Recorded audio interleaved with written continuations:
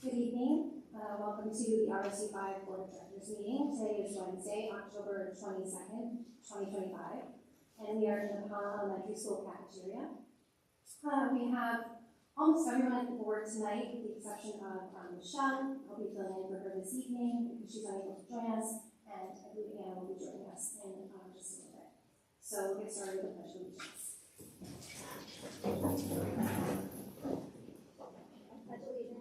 to the flag of the United States of America and to the republic for which it stands, one nation, under God, indivisible, with liberty and justice for all.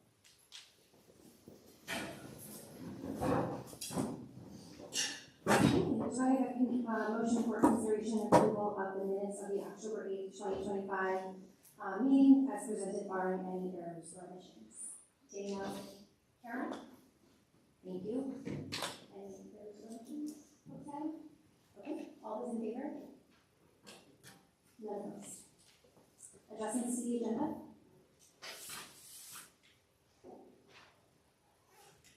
There are none. And good news and recognition from Moon, the board's student representative. Hello, everyone. To start off, I guess tomorrow we have the PSATs for all juniors, so that's a big thing that's going to happen tomorrow.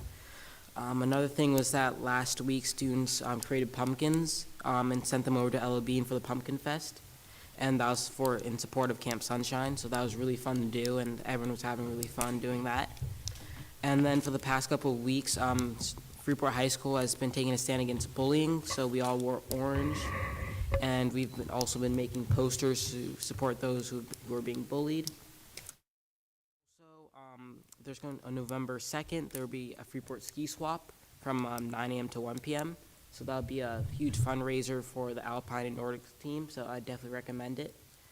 And then for Region 10 is also going to be hosting a multilingual open house on November 5th. So if anyone's interested in that, definitely please go. And then Freeport is also going to be doing an annual Makers Fair on November 21st, just for, I guess, for students to see all the arts and crafts and anything really cool that they want to buy. And then lastly, me and Maria Abbott Tamarco are going to be the new school board reps. Wonderful. We'll look forward to welcoming our new rep. And thank you so much, Moon. I do have a question. Is the Makers Fair open to the public, or is it just for students? I don't believe so. Okay. Sounds fun. Sorry to miss out on that. Okay, great. All right, public comment?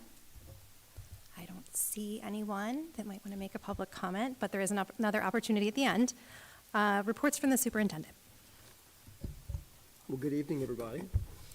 Hope everybody's been enjoying fall here in Maine and finally some rain, which is really nice for all of us and much needed. I'd like to start tonight again for thanking you for your support. It has been evident as we've navigated some challenging situations the past week, and it's greatly appreciated. I want to talk tonight about the budget process and give you an update on some of the steps that I've been taking.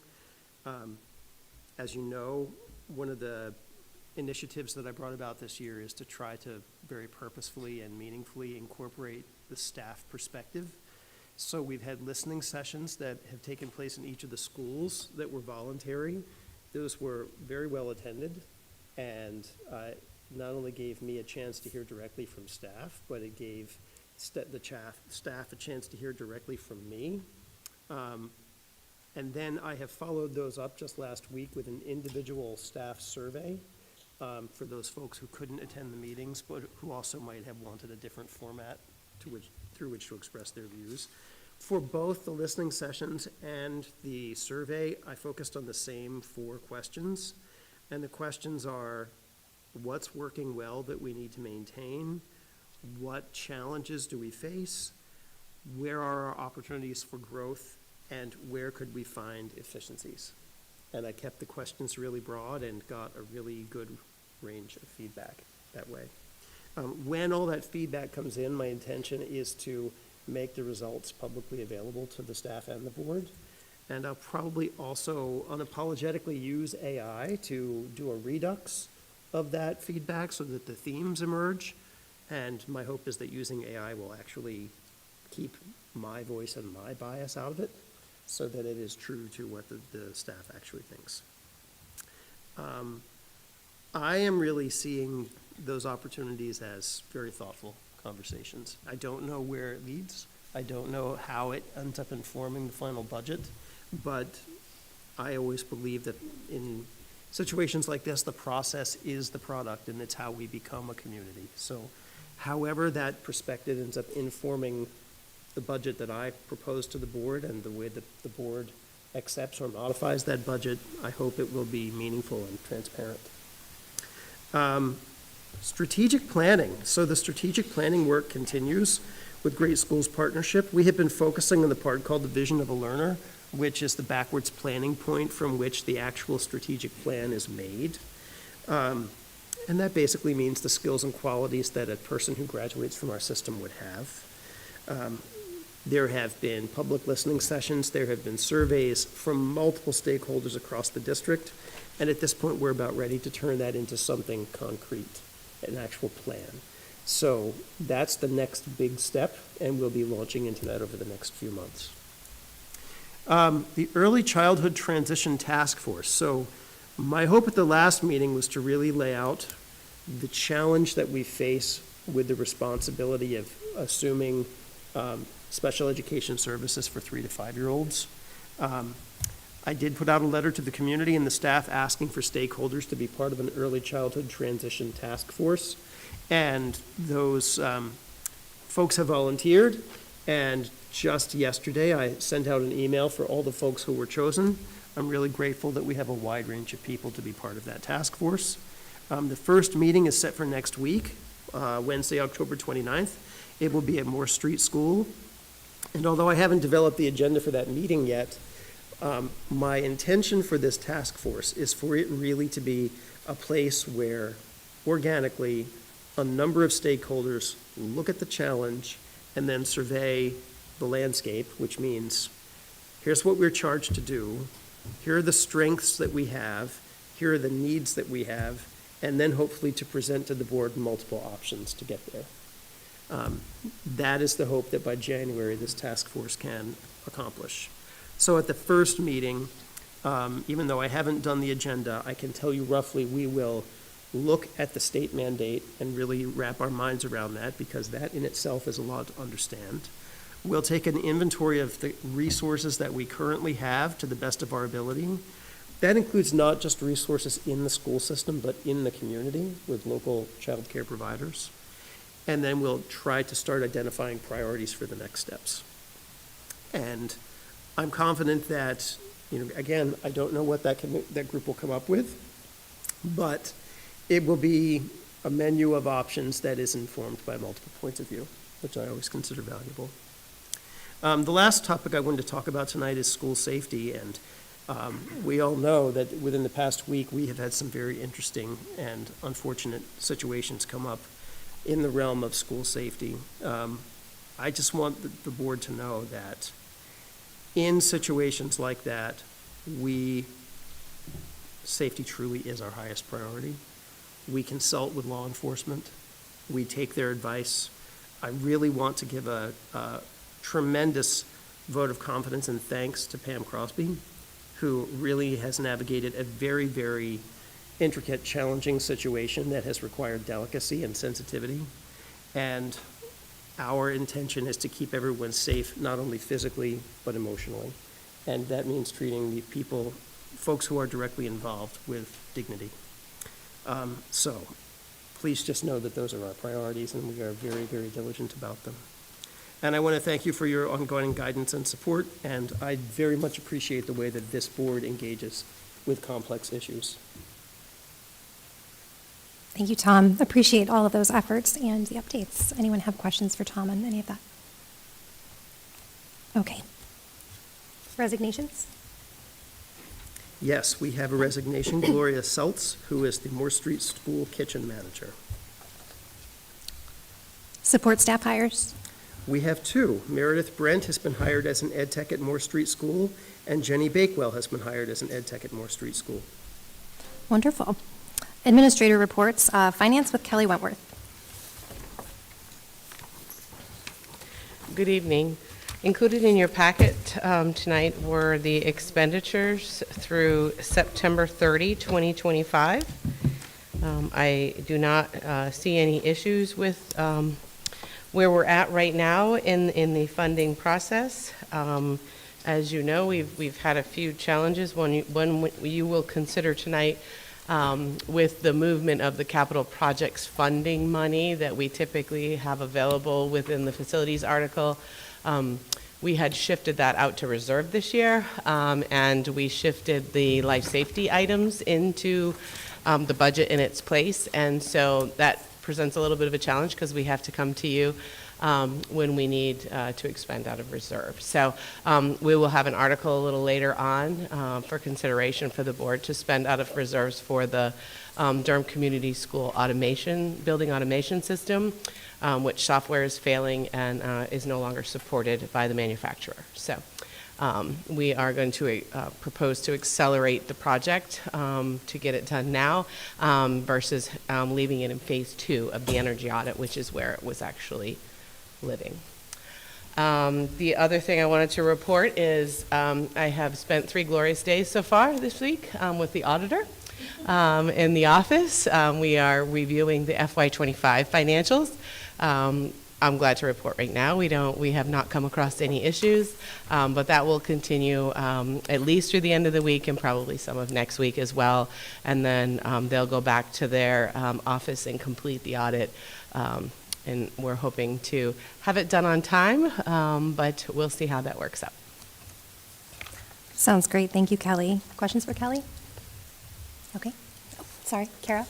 Can you remind us how often these audits happen, and are they random, or is this an annual? No. thing? So we are required by statute to actually have an annual audit, and we actually have to have it submitted to the Department of Education annually. Typically, the deadline is December 31st, but if anybody has been out in the finance world, we know that the auditor pool is shrinking, and therefore, I would be surprised if anyone has gotten their audit in on time in the last couple of years, not to do with the fact of the school itself, but just for the lack of availability of staffing at the auditing firms. So it's taking longer.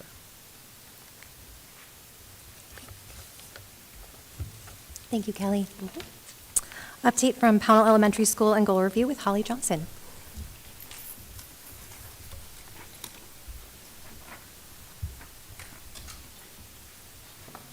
Good evening. It's great to be here, and it's raining, so it's nice not to be home on an evening where there's fun things outside. It's wet, so. I know you both got the review of the goals from last year and the new goals for this school year. I'm going to start by celebrating that the school year has started really strong, and of course the playground equipment has been an excitement. It took a couple weeks, but now students are kind of used to the equipment. You would think it would have been there for a long time, and they know which pieces they like. It's not like everyone wants to be on one piece. We did spend time the first couple days reviewing the equipment so everybody knew how to use them, because there were certainly some new pieces that the children had not experienced. And the 3 new pieces were added, just before the start of school. It went seamlessly. And then the new swings were ordered, and they're due to arrive in the next couple of weeks. So there'll be some more things for the students to enjoy. So thank you again for the board's support of that. And, I've been talking a bit about the science that we've been adding, not only at Pownell, but in different classrooms across the district for grades 3 through 5. It's an exciting time. The teachers are enjoying the teaching, and the students are enjoying the learning. I want to thank Chris. He was able to come visit a couple weeks ago, and I'm going to have an open invitation for others that would like to come and see some of it in action. And I've got a little apology. Signing up for the opportunities for the board was a little shaky. Jen Winkler wanted to host in 5th grade, but some of the major things she needed for the science experiment actually just arrived Friday. So she is now continuing with her unit work. And again, if anyone would like to come and see some of the other grades or other units, you can reach out. And it's just exciting to see the kids excited about the type of learning that is going on during that science work. And then reflections from last year's goals. As I shared in the document, I think we were able to complete everything as far as some of the different action items that we had laid out. For the first goal on chronic absenteeism, we went from 4.94 in 23-24 down to 1.9%. I did a lot of communication with families and shared the message that it's important to be at school. Got some great feedback from families that realized, oh, they really do need to be here. So we'll make a different arrangement for an appointment or not take as long of a trip. So it really, it made an impact on students showing up on a regular basis. And that's great. We're going to continue this year and continue messaging. I haven't sent out anything yet, and I will be shortly. And the other aspect of that is not only attending every day, but every full day. The impact of arriving tardy or being dismissed early also makes an impact on learning. So I'll be sharing some information about that as well. One of the action steps for the attendance was teachers reached out more than they had in the past as the student was absent to families to do that first touch base. We always do this, the safety calls from the main office, but teachers were reaching out with like a, how are you doing? We missed you. We want to see you. Let me know what we can do to help. So that also impacted, which was a great add-in. The care team continues to meet this year every week to talk about students, not only health, but the attendance. And that was another positive impact on attendance. Another part to students thriving in school was our work with social emotional learning. We continue to be strong with responsive classroom. Last year we really emphasized CARES, which is kind of the SEL parts to responsive classroom. Students now know those terms. We can use them freely across the school day, the adults with the students, and they understand what we're talking about. And we can make it like a real, we can say, you showed cooperation by, even in pre-K, that vocabulary is there, which is wonderful. And we also introduced some aspects of regulated classroom with teachers, and we're continuing with that this year. In the area of Goal 2 for accelerated overall academic growth, you'll see that achievement for K2 as measured by the benchmark assessment showed a little bit of shift, pretty much similar to the year before.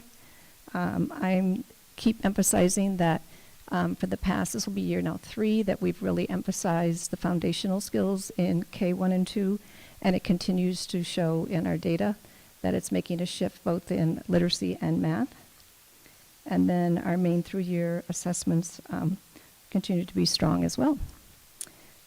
Teachers worked hard in PLC work last year, looking closely at data, but also looking at practices to support students at whether it's in Tier 1 or Tier 2, and really looking at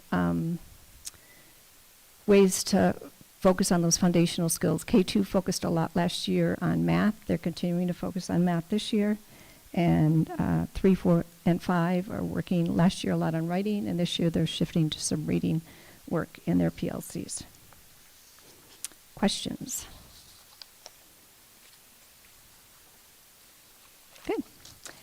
So last year's goals really did build a foundation for this year. Many of the, I didn't really make a big shift in the goals, just some of the action steps are slightly different. One of the additional things that we're going to be doing this year is focusing on more parent involvement. An example of that is educating families about our house. We're putting an emphasis on them this year, and kind of integrating them slightly with CARES. So during our first parent-teacher conferences, which were actually last week, that was the basis of the conferences. And we had students reflect and report out to families about where they were in their house. Teachers were able to show some examples of that, and students were actually setting goals on what they want to work on, because the trimester doesn't end till December. So that's an example of really educating families exactly what we're talking about, what it looks like. And so when they get that report card, it doesn't spell out exactly what does preparedness mean at 5th grade, 3rd grade, kindergarten, but we have documentation that we've been sharing and using with families and students around that, and it's already showing a good shift. Another example of that is we have always done, since I've been here and we were a Title I school, we did a family breakfast where we brought families in, and students were able to show some of their work, and we would talk about what we're doing for services in reading and math. This year we want to expand that to all families, so later in November we're going to have a family literacy breakfast. It will take place during the regular breakfast time. The gym will be set up very different than it typically is for breakfast.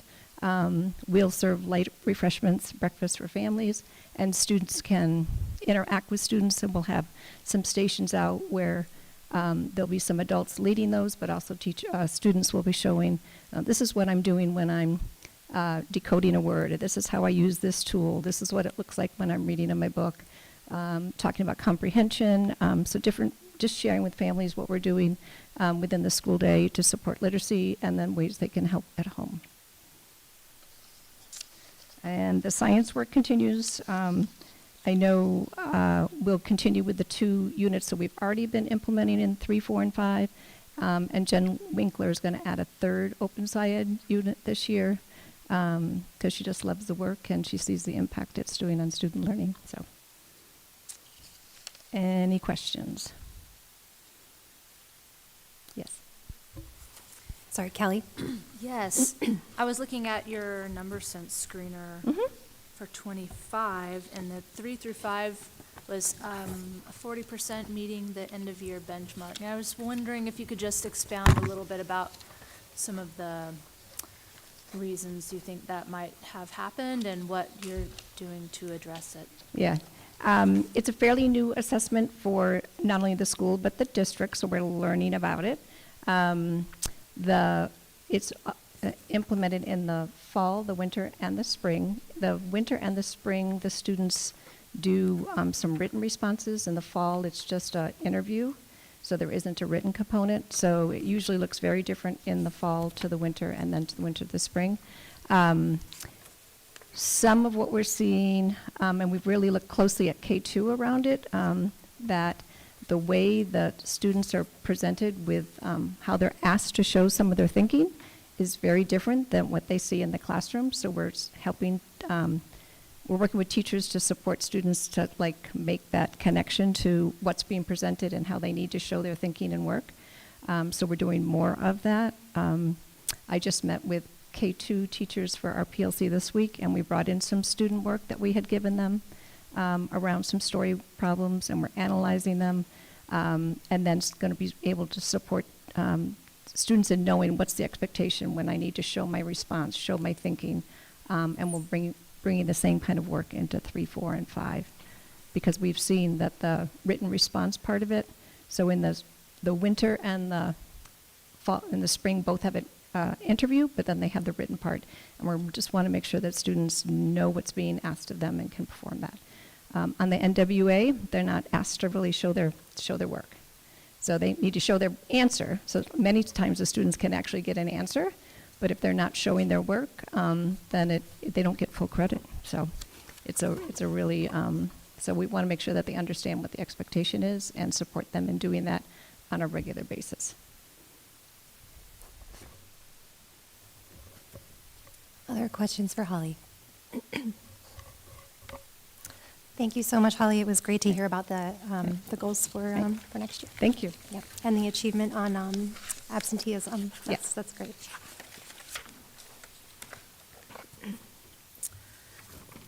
Update from Freeport Middle School and goal review with Pam Crosby.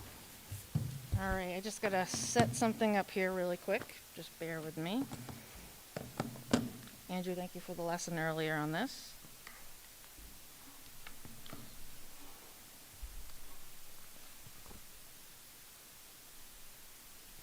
And I think I have to push this blue button.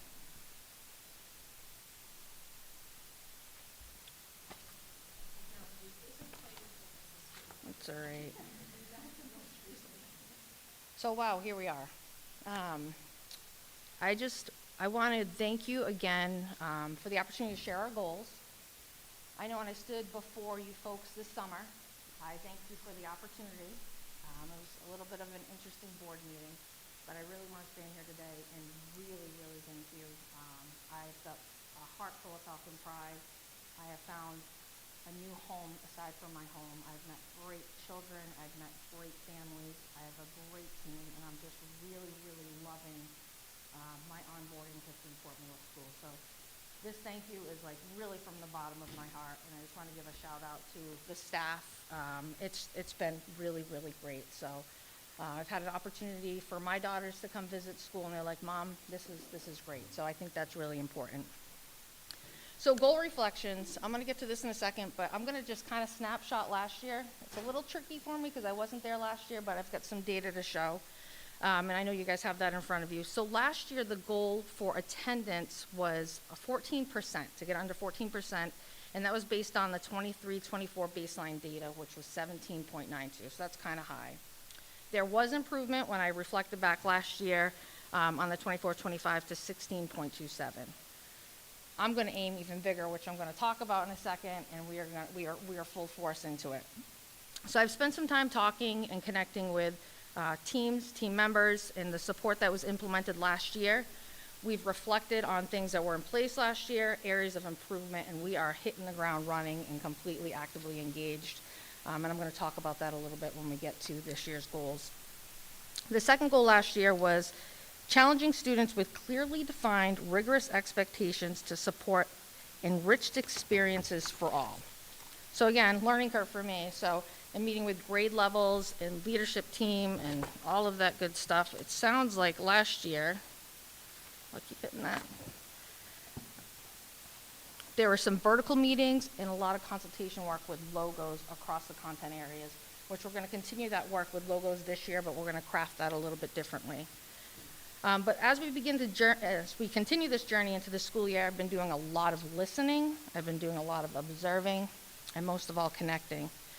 So through this, I like to take the opportunity and really kind of move from last year and really focus on this year and kind of tell you guys where we're going with this. I had a great visit with the board the other day. I hope that you could see that I'm really genuine and true about climate and culture. School should be a place that students want to come. It shouldn't be, I got to go to school. They should want to have a hook. They want to be engaged. They want to be there. Same thing for the team. We want it to be a happy, welcoming place. So that's super, super important for me. And I feel like Freeport has that, and we're going to continue to foster that, and we're going to continue to bring fresh ideas that I can bring to continue that climate and culture, student engagement, and get kids just truly excited and hooked into their education while they're with us from grades 6 through 8. So here's the thing. I know this is kind of small. I apologize for this. One of the things we're doing is we're shifting conferences. We're going to give it a whirl to student-led conferences this year in November. So what I've done is I've actually kind of modeled for you what it's going to look like for students when they kind of talk through their portfolios when parents come in. It's really going to be student-centered. It's supposed to be a really positive experience, looking at goals and showing artifacts across their content areas. So we have, and that should say, it does say 12%. Okay, phew. We're going to reduce chronic absenteeism by 12%. Mr. Greg, help me with this. We're aiming high for this, but we want kids at school, right? We understand their circumstances. There's medical situations, there's family circumstances, there's personal circumstances, but we want to just make sure that kids, when they can, they want to get to school. Our second goal is going to create a school-wide focus on setting clear expectations that challenge every student and support their success. So when students are doing their parent-led conferences, Their tabs up above where the cursors will say math, science, ELA. I've just kind of generated it to go over the goals. So our first goals, we're going to talk about attendance, and I apologize, it's really small, but it reflects the paper I gave you folks. So the difference between chronic absenteeism and truant absenteeism, I just wanted to be clear, is chronic is excused and unexcused, and truant is those unexcused kiddos. So some things that we've done this year, reflecting on last year, is proactive communication with families. We have a super big team approach, our SAT team. It's trickling into advisories, it's trickling into other support staff, and really making the kids feel like, we want you here. Hey, it's really great to see you today. Keep up the good work. Connections through advisories, and that's a piece of the student-led conferences. Those are going to be hosted through advisories. Communication from all staff, that's an email, phone calls, letters. Those could just be positive shout-outs. That could be a student being out, hey, we really miss you in class, looking forward to seeing you. Right here, I've done an example of our return to school form. I'm going to talk about that in a second, but that kind of represents how students are going to place an artifact of their work into the portfolio. So any student that is absent for 3 consecutive days or more, we have a support staff, and we're going to help the kids with this form. Hey, how can we acclimate you back to school? That's going to be easier for some kids, a little bit more challenging for others. So just a way for them, I miss stuff so they're not overwhelmed, and how can we support their return? More student celebrations. I think it's important not just to recognize student academic success. I think it's important to acknowledge when a kid does a club, a kind deed. So more of those celebrations, kind of, I got you being good. I think that's a super important piece of celebrating kids. Our goals to support attendance is to continue to strengthen the climate and culture at FMS, offering a well-rounded student approach. So certainly, right, the academics are important, but that social emotional piece, and keeping them engaged.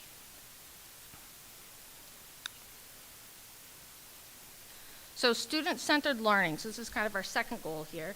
School-wide focus on clear expectations that challenge every student to support their success.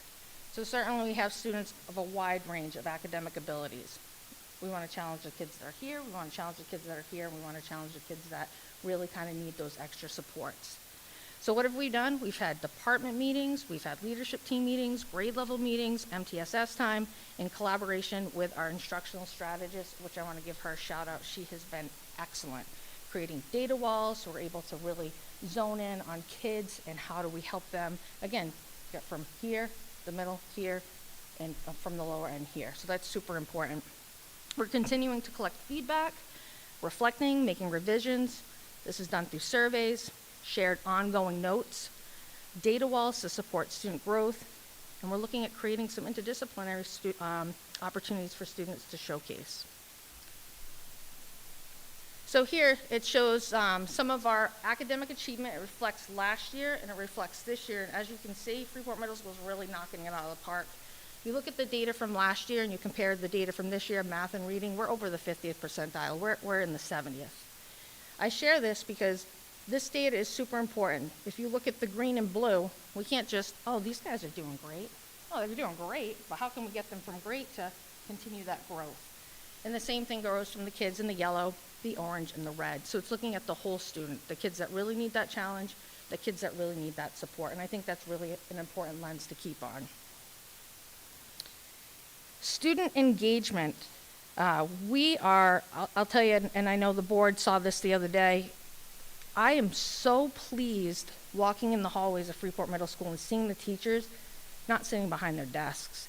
They are actively engaged with these kids, which is awesome. I walk the halls multiple times a day. I'm in the classroom, and the teachers are providing experiences for kids, and I think that's really, really important. I've highlighted some kids here in science classes.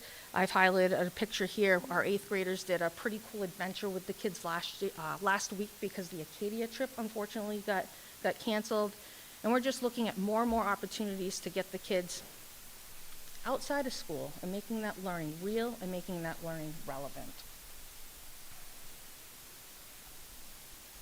I apologize, board, I could not help myself but add this. So teamwork, right? It's not just about the student. Well, of course it's about the student. It's a team. It's your students, it's your staff, it's your families, it's your community.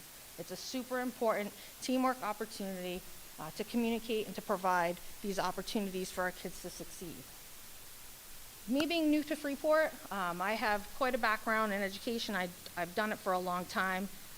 I am so passionate about that climate and culture, like I said. I want the kids, when they come in the morning, to be excited to be here. I'm actually reading a book that the 7th graders are interested in during BCS, and in the book it talks about how middle school kids, it's called House Arrest, think about school as just a mountain they got to get through. We don't want it to be a place where, oh, I just got to get through it. We want them to come, and we want them to explore, we want to adventure, and we want them to have memorable experiences. That's what I'm hoping and very passionate to bring to Freeport. I've learned that I have a great team of teachers to work with, and like I mentioned, the kids are just, they bring me so much joy. They're so pleasant, they're so happy, they're so kind, and I'm just really looking forward to this school year and creating a foundation where I've become part of them. So, questions for me? Thank you, Pam. I have a question. I'm not familiar with the acronym LOGOS. What could you just? It's our literacy consultant. Oh, okay. Yeah, so I've actually worked with her in other districts as well. Really a wealth of knowledge in the Lucy Calkins curriculum. I know that name's changed a lot. Last year she came in and she worked with a bunch of different content areas on how, for example, in science. So science, a lot of hands-on, but they do reading and how to make that come alive and become real. So she's come in once this year. She's coming in November 4th again, and we're really utilizing her skill set to give us some resources and continue consultation work with her. Great. Thank you. Anna? Thank you, Pam. It was really fun to be at the middle school the other day, and I definitely got the sense of the joyful learning that was happening. I was wondering, we talked so much last year about budget cuts at the middle school level, and could you walk us through, I believe we kept a full-time science teacher and a 0.5 position and a 0.25 position, and I was just wondering if that, I don't know if you know since you came this year, but like if those staff positions stayed the same, or did you change them for the needs, or what happened with that? Sure, so I've heard a lot about last year. And we did fill that science position. We have an awesome seasoned teacher doing a great job. We did fill the 0.5 position. I still have a 0.25 position out there right now, so.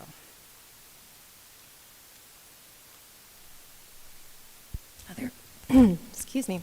Other questions for Pam? I do want to just pass out these awesome pamphlets we made, just kind of highlighting some things the kids did this year. Everyone has media commissions, so it's just really cool. I think it's important to show folks what we're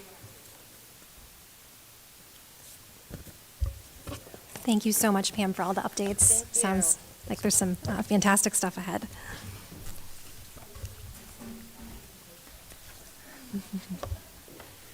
Multilingual Learners Update with Erica Mazzeo.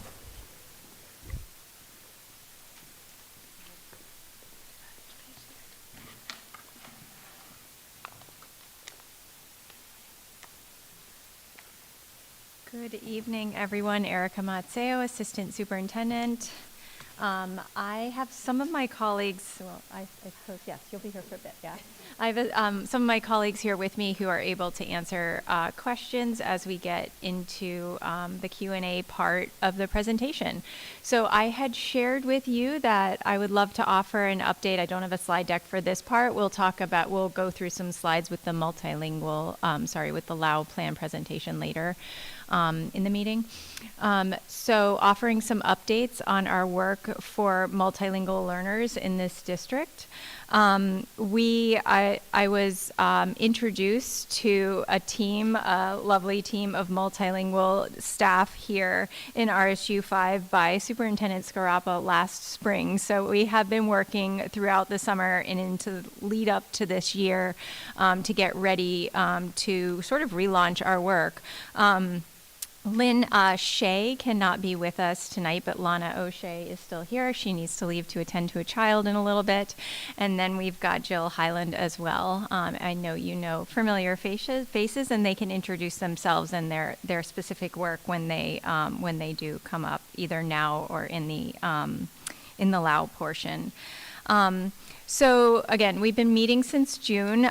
We lifted a lot of work over the summer to restart the year in a way that attended to all of our hopes and dreams for both meeting the expectations for multilingual learners through state guidance and what we knew we could do with the staff and the resources that we had. We had some leftover grant money from a multilingual grant to supply some materials as well. So our team has regular meetings, maybe more regular than they would like, but they meet with me a lot. We meet together. So that has been, I think, a really nice shift. We work together to craft the LAU plan, which we'll talk about later. So we've been involved in that work, and it was definitely initiated last year in terms of knowing we needed to lean into that. We have furthered our clarity as to what are actually our service requirements per the main DOE guidance. So the DOE has offered us guidance on what does it look like to serve students at different levels of need. So we have clarity, more clarity in that work. Clarity with regard to the home language survey that we use when we do registration. So what do some of the answers indicate and what do we need to do in response? We have a lot of clarity around that. We were already doing that work, but some fine tuning. We've initiated some new translation and interpretation services for multiple purposes. So universally now we have available across the district an app called Reach My Teach, which is used in many main districts and has gone kind of national.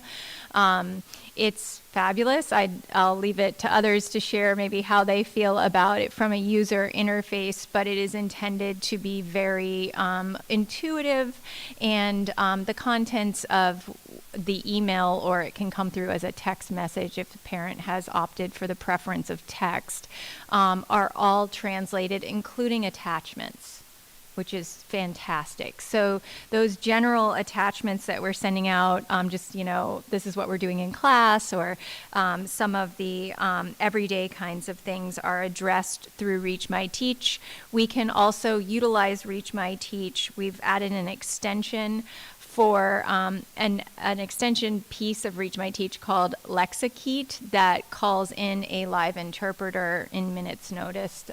It'll take a maximum of, I'd say, 10 minutes to get somebody on the line for live interpretation.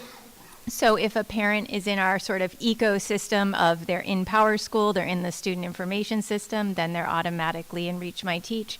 So we're able to support our families really, really fluidly through that resource. It also means that if like a LCSW, a social worker in the school, or a school counselor, or a principal, or a secretary at the front desk, they're also able to engage those resources with just a couple of clicks, which is really great, I think.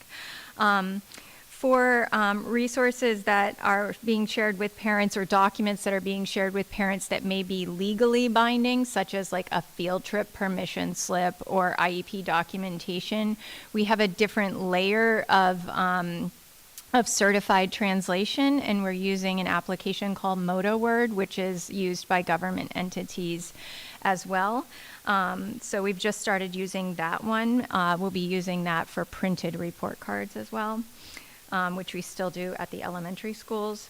And we've also incorporated a resource called Language Line, which is live interpretation services again, but for people who might exist not yet in our student information system. So if a parent approaches for registration, or if a member of the public approaches with a question, or a parent appears that isn't in Power School yet for some reason, being able to communicate with folks, including our own staff members, we may utilize this resource, Language Line. So all of our first points of contact have these index cards that show how to navigate that. And again, an interpreter will be on the line in minutes. So if we have somebody trying to buzz into the building and explain why they're there, for example, we can engage an interpreter. The team also, so Lynn, Lana, and Shay also participated, took a lot of their own time to participate in a sort of nationally certified training called PSYOP training. SIOP is an acronym that kind of lost its full word explanation, but it actually stands for Sheltered Instruction Observation Protocol, which doesn't explain much. But it is intended to support general education teachers in the delivery of general education content, considering language acquisition needs of students in the general education setting.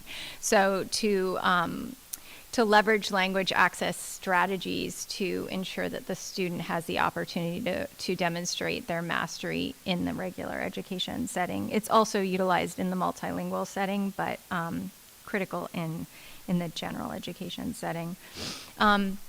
And lastly, we've purchased a resource from National Geographic that offers a continuum of printed resources and consumable resources. So those are now offered one-to-one for all of our identified multilingual learners, and they are assigned to learners at their developmental stage. And as learners move along the continuum, the progression of language mastery, then they are offered the next step in that resource. So there are really two primary options on the market for this type of resource, and this is the one that people tend to like better. So we're very lucky to have learned from the experience of others and be able to put a really high quality research-based peer-reviewed resource in front of our multilingual learners for their specific targeted multilingual language acquisition time with their teachers. So a little bit has happened since June, and the team, I think it's fair to say we're quite proud of our work, and I think all of us would be happy to answer any questions that you have, and we'll speak to the LAO specifically later in the meeting. Any questions for Erica or the team? Valerie?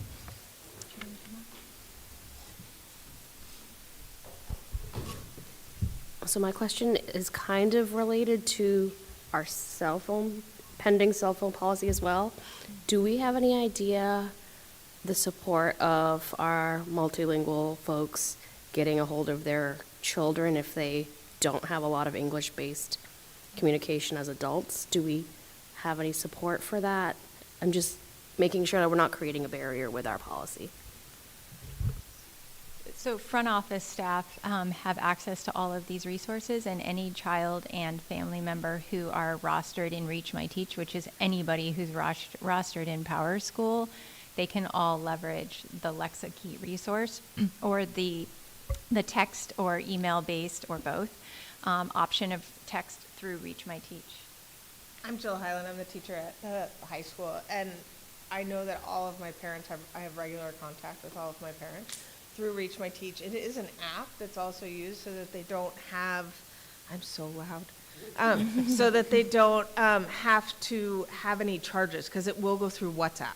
And so that's a really good thing about Reach My Teach, is that I've had a lot of success with it over the years because it does not incur any fees. So it shouldn't be a barrier. Okay, thank you. Yeah. Kelly? Yeah, we had a lot of discussion in the budget last season about the level of staffing to support our multilingual learners, and I'm curious to get an update about how you feel that's going this year. Do you feel like we have a good level of staffing for the amount of MLL students that we have, and how do they feel like they're supported? So I can say we exceed the minimum service requirement.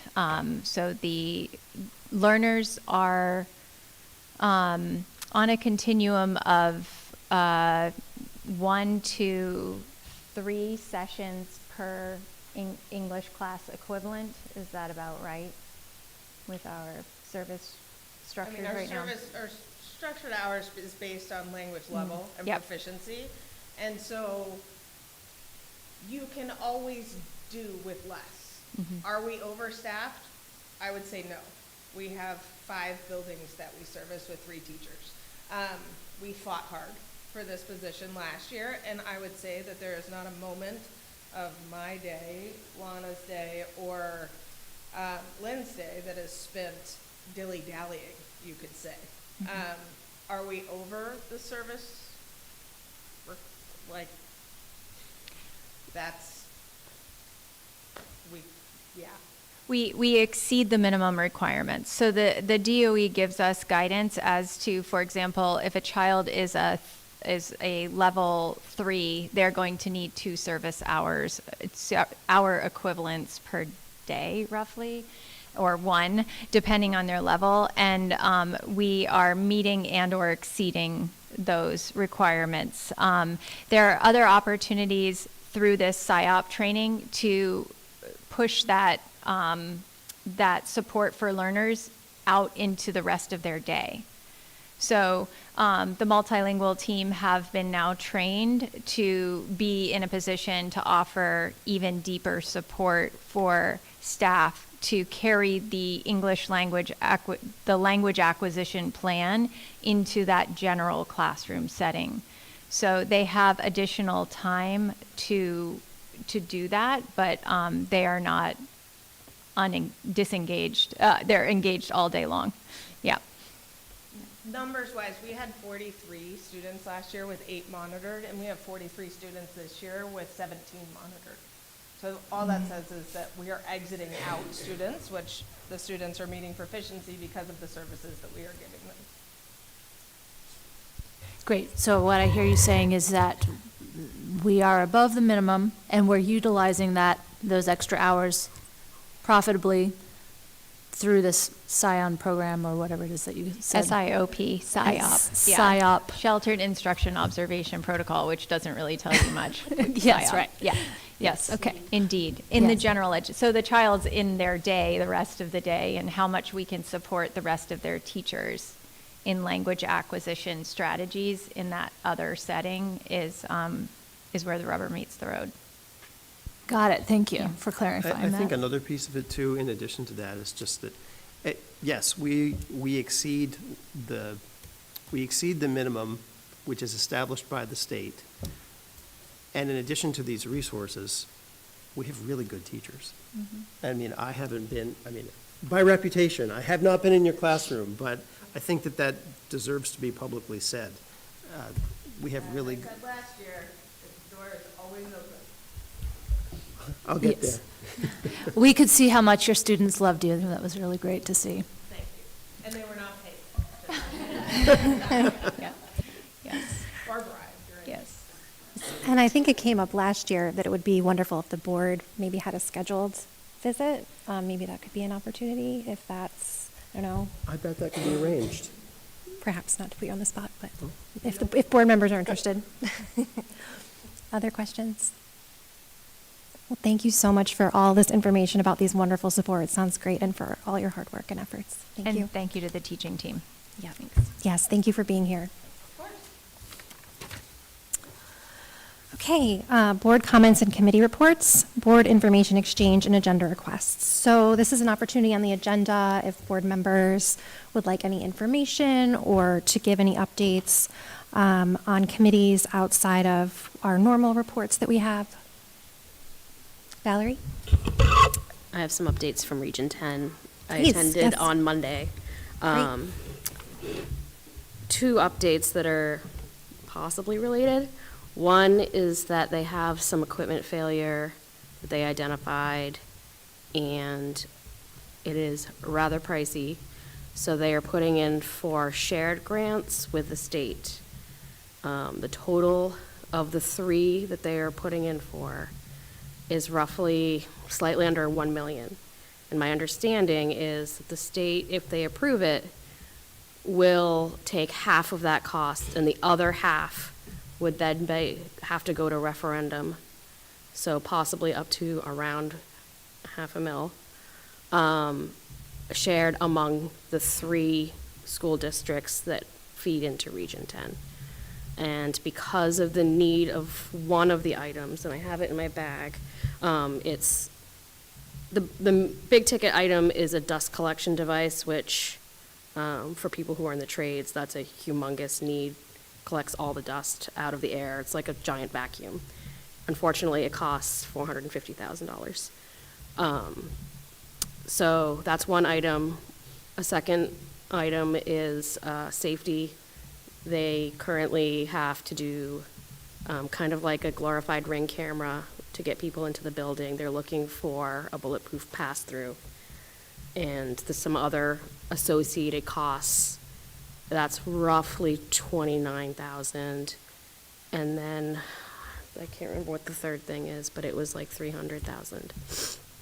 So 3 separate grants that are due by October 31 that they're submitting for. And if that is approved by the state, or any one of them is approved by the state, it likely will have to go to referendum. But the dust collection unit is dying, and they normally would put it through in June on the normal voting cycle for everything else to try to save having to do an additional vote. But because of the dust collection and the need for it, they're looking at possibly doing a special election in February. So hopefully more to come on that. And the other mostly unrelated, partially related item was we had the meeting at Maine Maritime Academy on the Brunswick Air Force Base, or former Air Force Base. And we're hosted by them. We got to see the architectural drafting room that they rent at that facility. And Maine Maritime and BIW both presented kind of a very loose proposal of trying to increase their partnership with Region 10. They have apparently many job opportunities, then there's no pipeline. What the board discussed was that any partnership would not be quota-based, but simply a partnership. So there's more to come on that. Maine Maritime Academy does have more space to rent, and there's potentially some cost savings in the budget because they have a portable in use now at Region 10, that if they stopped renting that, they could potentially leverage that to rent more space in the Maine Maritime building. So those are still in early infancy talks, but certainly worth discussing here, because another thing that came up was that they were not able to accept as many students as applied. So they really want to be able to increase their ability to take more students that are interested in the trades. At Region 10 as a whole, or specifically for that interaction, that program at Maine Maritime? Oh, it's as a whole. As a whole? Yeah, Oh, so they're okay. looking to move whatever they can out of the portables potentially into the Maine Maritime space. And I guess Maine Maritime and BIW rent them that room, but they did on their own dime, all of the retrofitting of that room and the monitors for CAD, which is computer-aided drafting, and some other investments into the school that they didn't ask for reimbursement for. So the expectation is that it likely would be a similar situation where they have a large empty space right now that we looked at, and potentially move the childcare, anything that's easily moved into an office space. So culinary arts would have to stay where it is. Any of the more hands-on trade things would have to remain. We also discussed if they got rid of the portable, they still have the slab with all of the plumbing and electrical hookups, and how they could potentially leverage that into a real workspace for the building group. They could try to work into a place that's already pre-staged with all of those things. So those are all in the infancy, but for sure worth discussing here. Is there some thought that the cost savings from the potential portable could offset some of the other costs? There is. So Okay. apparently the rental, which is up at the end of the fiscal year, is roughly $108,000 a year. So Okay. the amount that they pay for the single room currently, I believe he said $3,000 a month. Gotcha. Okay. Kelly? Were there any concerns expressed about the 2 different locations and how they would coordinate? Yeah, I did bring up transportation, yeah. So they did talk about how they might have to potentially, because current state, because it's one class, they use vans. They might have to potentially invest in buses or discuss with the town of Brunswick of a public transportation option to go from the primary campus across town to the other campus, because it's all within Brunswick proper. And additionally, because it's Region 10, many of those students have their own vehicles, so it would be just driving to a different location. So, I mean, the transportation was discussed, and he was, the superintendent did say that it was for sure on his radar, and he's looking at options. And do we know how many students from RSU 5 were unable to go to Region 10? Maybe that's something for the future we could find out about. Yeah, I don't know how many. Colin?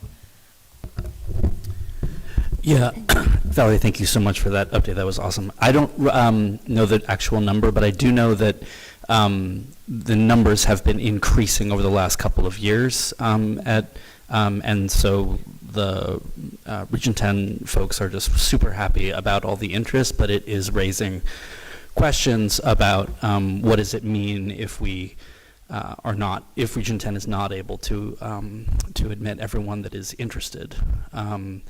There is, so I think they would be able to speak to this, Superintendent Shabbat would be able to speak to this more directly, but there's always a bit of a question of more folks enroll than end up going. So there's a little bit of a question of how, like, what a wait list can look like and what it means if a certain percentage of students decide that they're not going to go. Is there any flexibility of having, for example, the Freeport High School students who did not initially get in go, which I think currently that's not possible. So I think there's some questions around that need to be addressed that are regardless of space, or regardless of location, excuse me. Kelly? Yeah, I'm curious with this possibility of more space, if they've talked about expanding program offerings. I know we had heard from them in the last year about how they were thinking about that in the future. And I know that seemed like a long-term project, but just sort of wondering where they're at with the timeline on that. Yeah, no specific curricula were discussed, but that was for sure part of the discussion with BIW and MMA as well, because they kind of view it as a pipeline, for better or worse.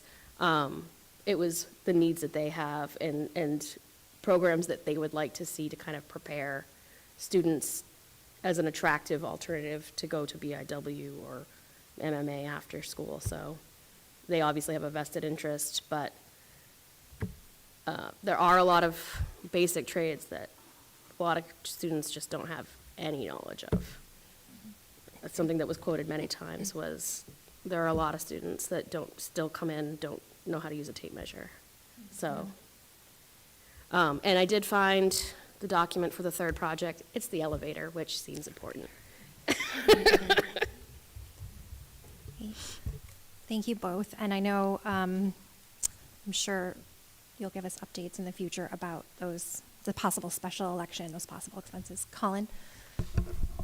Yeah, I think just the only other thing I would add is that I can't now remember when this was presented to the board, maybe 2 years ago, but the Region 10 has been pursuing the idea of a 4-year technical school.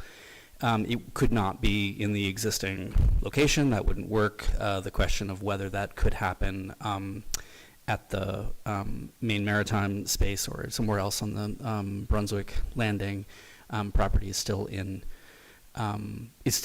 open, but that's sort of the only, as far as I can remember, that's really the only large-scale kind of increase in programming that is really has been really considered. There's not really much capacity to do it. I think even with the Brunswick Landing, and just to be very transparent, that I think personally, I think that is a fantastic idea. It would have very serious impacts on enrollment and state funding, because if students in Freeport could enroll directly into the technical high school, that would be monies that are not coming to RSU 5. So I think that's a question that, if it becomes a proposal, we would have to think about very seriously. And I know that's something they've been discussing since I was on that board like 7 years ago, so I don't know that it's imminent, and yeah, okay.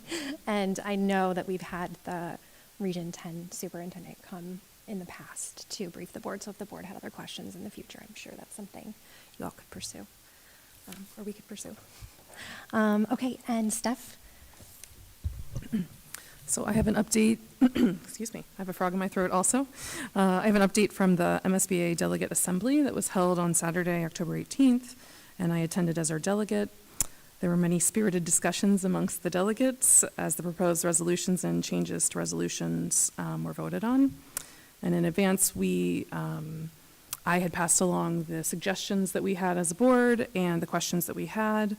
And of the 2 suggestions that we made for language change, one was adopted by the board before the assembly. And that was, I believe, Chris, you were the one who suggested changing the proposed resolution 3 about immigrant students to using more affirmative language.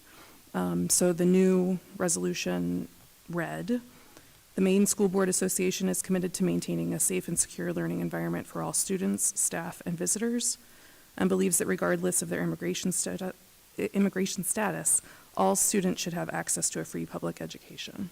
So that was what went to the assembly, and that resolution was passed. And then the other suggestion that we had was to 2B1S around artificial intelligence in school. And we had suggested that the last sentence read, AI is not a substitute for schoolwork, period, in lieu of A is not a substitute for schoolwork that requires original thought.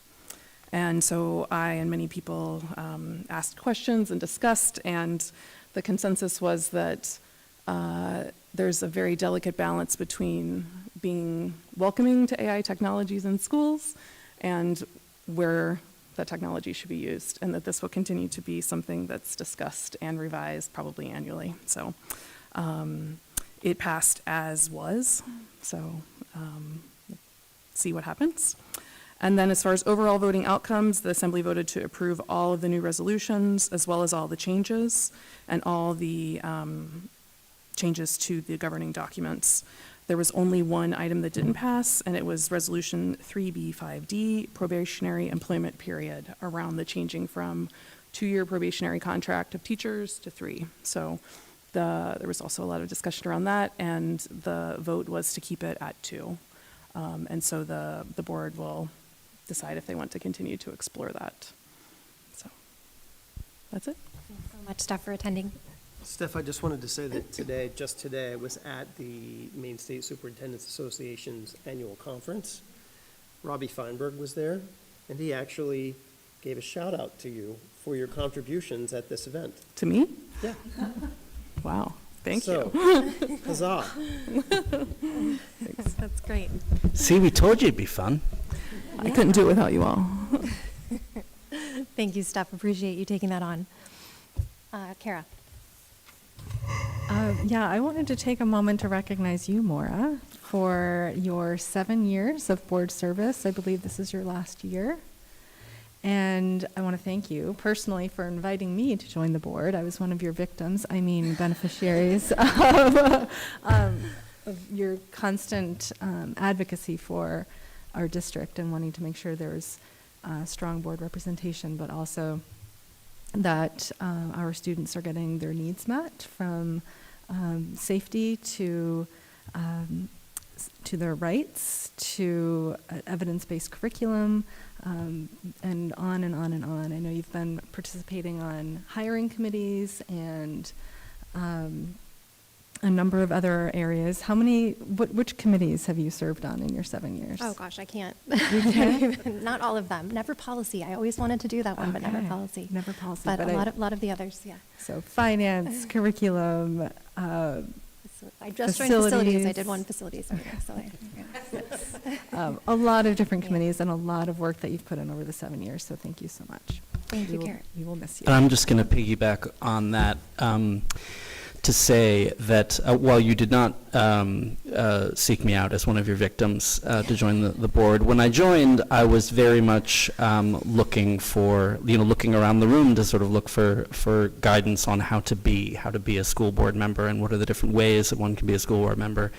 And I have been impressed since I joined with just the professionalism that you bring in the midst of any conversation, and how seriously you take this work. And while no one would have any idea in watching the way that I comport myself in these board meetings, I have learned a great deal from you, and I'm very thankful for that modeling, and also just thankful for your commitment to social justice in our district, and to your desire to make sure that vulnerable communities are supported, and that advocacy will not be forgotten, nor will it end. So thank you. Thank you all, and I'm grateful for you too. And I was going to save this till the end because this is my last board meeting, but I'm always awe-inspired by the incredible amount of thought and work and effort that goes in from our staff, from our administrators, from our teachers, from everyone in RSU 5. I'm honored to have had this opportunity to be on the board, and I appreciate you all so much, more than I can say. And as a parent and a community member, I'm really proud of the work that you all do and the work that we've done together. So thank you so much. Danielle, it can't be about me. Thank you, Maura. Today we had our curriculum meeting. It was our October meeting. We're going to be doing one every month. I think we told you guys that the last time that we discussed this. And it was an update. Erica gave us a very big update on budget. She has developed kind of a 3-year plan over some changes for the curriculum. We didn't discuss specific costs. I know she's still working on that, but obviously there's going to be some costs that'll come to the budget. We talked about maybe some costs that already came up that was not expected, but I think it's a good highlight of some changes that'll come in supporting, literacy, science, and math. So a lot of big changes and stuff coming forward.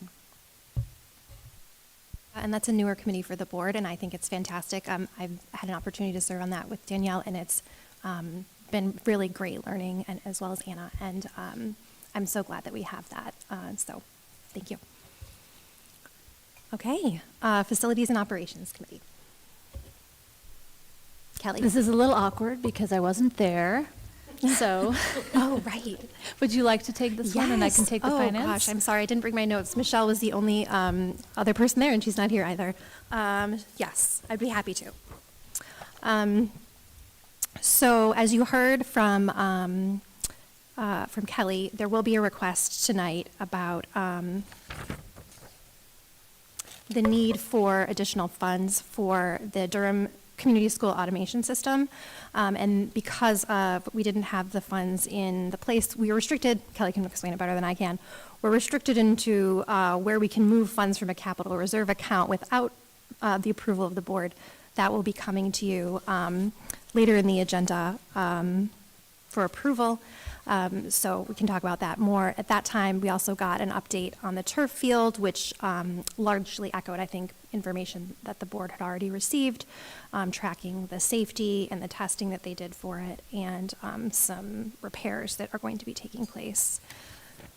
Thankfully, the GMAX testing passed. Yes, and yes. Really with flying colors. It did. Which was really important. Yes, we got the GMAX testing results for safety and prevention of concussions. And they were all great, and we were able to review those in the facilities committee. So that was great. And I know the board has received an email about scheduling the board facilities tour. So please get in touch with Ginny about your availability to attend that if you would like to. And then we also had an update on ADA egress. There was a request to have an automatic, there was a specific request to access the Peace Garden, and so Glenn actually reached out to state, I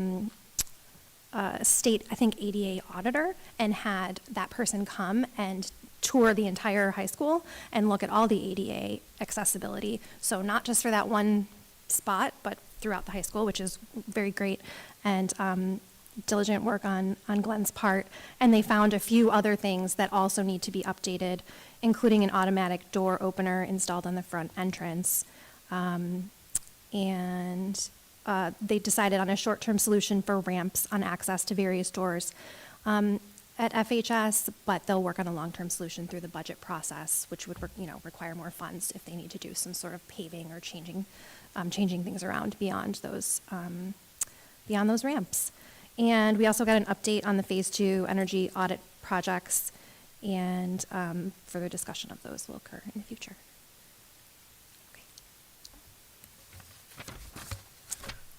Okay, Finance Committee. Is that Michelle? Okay, so Kelly, are you doing the report tonight? Yes. So the Finance Committee met on September 24th, and during that time, we onboarded our new members with a sort of overview of how the warrant signing process works. They also reviewed the energy audit and vehicle equipment replacement financing report. The good news is that we had some cost savings. We expected the energy audit annual payment to be $293,000, and it's coming in at $254,455, so a little bit less. So that's a 17-year lease purchase through the Bank of America at a rate of 4.35%. The vehicle and equipment replacing program, again, a little bit of cost savings. We expected our projection to be $168,000, and the annual payment is actually coming in a little bit less at $165,000. So again, some good news. The budget process, we already heard from the superintendent about some of the initial phases of that process, some of the listening sessions that Superintendent Gray is performing with the schools and departments, and some of the surveys that have gone out. He did review those with the Finance Committee. And they also talked about some special education positions that are currently being funded through, they're currently being funded through a reserve account. Those positions are a full-time nurse, 1-to-1, a 30-hour per week speech language pathologist, and a 5-hour per week teacher of the deaf. Those are costs that we anticipate will need to be carried forward into the coming years, and so we will anticipate that those will need to be rolled into the regular budget starting this next season. Let's see, finally, we have already voted on this, but we did have to increase our anticipated needs for the track restriping and turf. We did vote on that at our 2 meetings ago, I guess, to appropriate $28,000 towards those projects, and I anticipate by now we probably have spent that money. And CDS transition, we've had a little bit of a discussion on that, but we will likely have some budgetary implications beginning in July of 2028. So that's something that's ongoing, and I'm sure we'll be hearing more about that in the coming months. Thank you, Kelly. Kara? Yeah, I have a question about those positions that have been in the reserve account. Can you refresh my memory as to when those positions were moved into that account, or did they originate there, and why that happened that way? So they were not anticipated positions. So they are, I believe it was Superintendent Scrappa that actually had come to you to actually fill those positions. We attempted to fill them both, all of the positions through the budget first, like advertising and making them reserved positions. The board did approve the use of the funds for that. And because they were not expected, they were not part of the local budget. The whole purpose of setting up the reserve accounts was to be able to be reactive to needs such as these for when students move into the district or new needs become identified. And so again, like we're doing later tonight, to talk about an item for the Capital Reserve Fund. We did come forward to the board to talk about the Article 2 Reserve Special Education and the need to fill these positions. Thank you for refreshing my memory. Thanks, Kelly. Policy? Okay, so I'm going to report out on just the basic framework of what we did in our policy committee meeting, and then we can transition into the policy, the actual policy review itself. So we met on Thursday, October 2nd via Google Meet. A reminder that anyone in the public is welcome to join us to bear witness to those meetings. Just as a good reminder, if you'd like to attend, you can do so, but you will not be able to participate because any feedback from the public that you might have, we would really need that to go to the whole board. So come to public comment to present that, or write us at our email address. So we, as you may remember, we break down our policy review into a couple different categories. There are policies that we need to review based on changes to law. And so we looked at JKAA, use of physical restraint and seclusion, and its associated its associated procedure. There has been the law change on that, which we'll talk about a little bit later.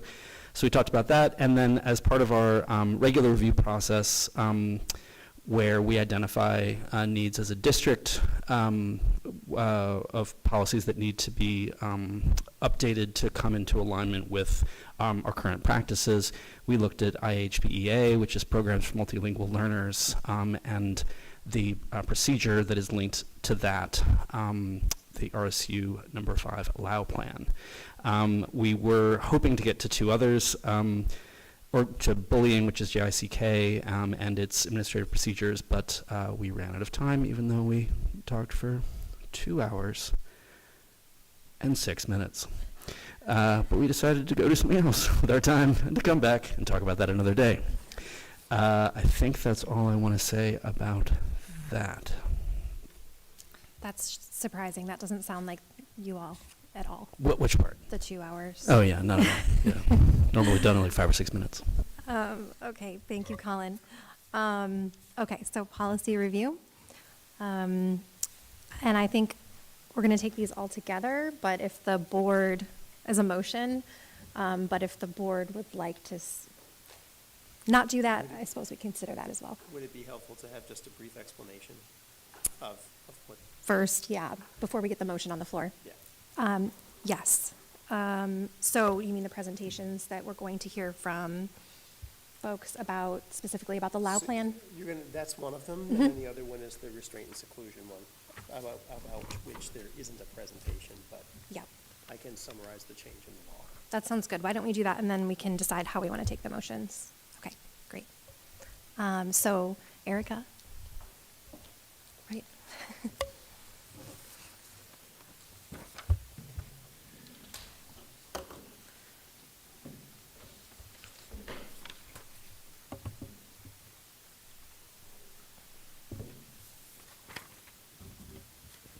So Superintendent Gray, did you want to address the policy piece, the standalone policy piece first, or? Sure, I'll just make it quick and sweet. So the standalone policy is basically a policy that says we have to have a LAU plan.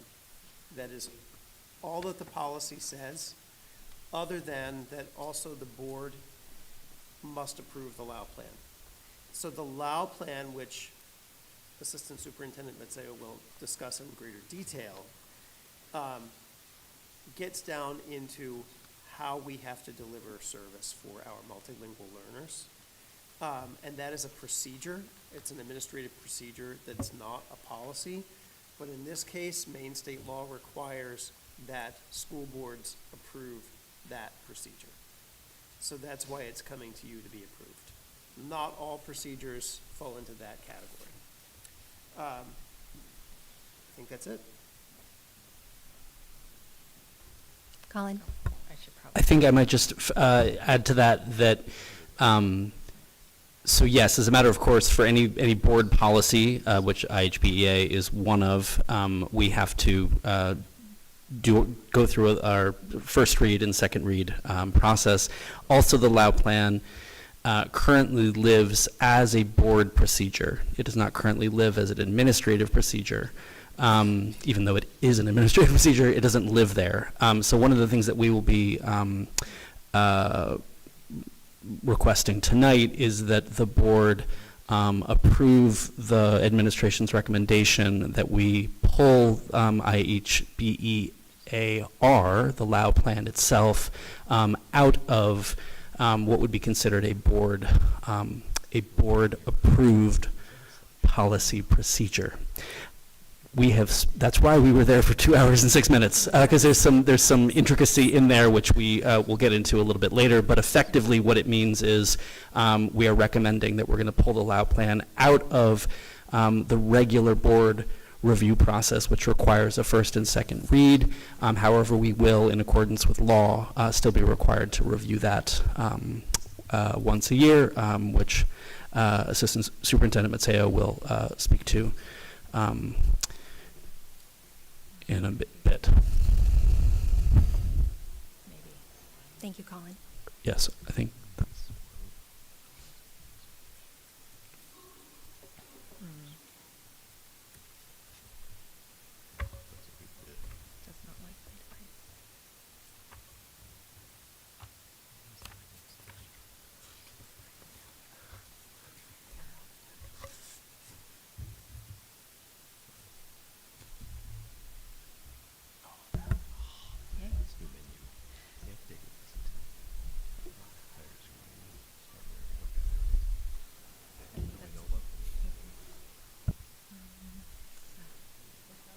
I'm just gonna find it.